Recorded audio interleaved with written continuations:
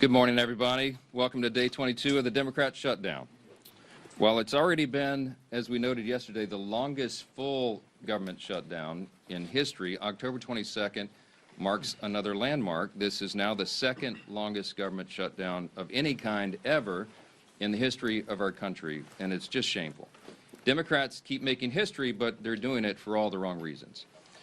The contrast is the split screen, and I've referenced that at this podium a few times already, but I just think it's an important thing to point out, because that contrast between the two parties grows more glaring with each passing day, and you can look at all the evidence for yourself.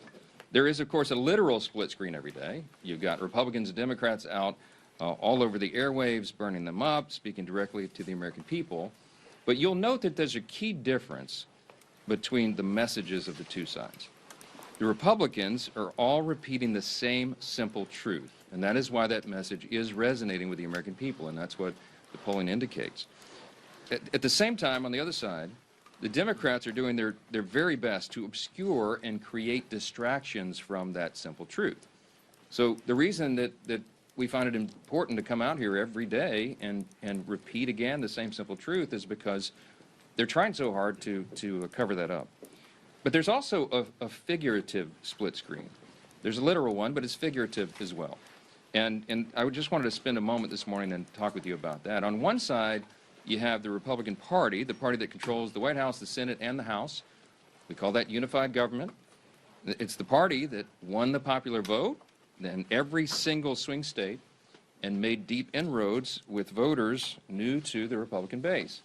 And we received that mandate gratefully, and we went immediately to work. So since the election in November, just in the last 9.5 months of this Congress, which began in January, Republicans have delivered incredible results for the American people.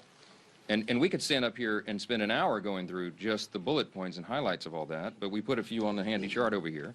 But just think of what's been accomplished in the last 9.5 months. A couple of things listed here. We passed the historic Working Families Tax Cut, one of the most landmark pieces of legislation ever passed by the U.S. Congress for the benefit of the American people. We slashed taxes for hardworking Americans, geared for the lower and middle class earners who needed that assistance. We cut hundreds of billions of dollars in fraud, waste, and abuse from government. We solved the border crisis. We are working now to solve the crime crisis in major cities around America. We strengthened Medicaid.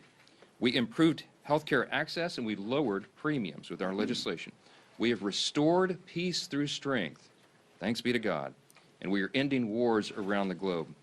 And we've restored common sense to a government that sorely needed it. That's part of the mandate that was given to us by the American people in the fall. And most recently, we did our jobs, and we passed a clean, nonpartisan CR to keep the government open for the people.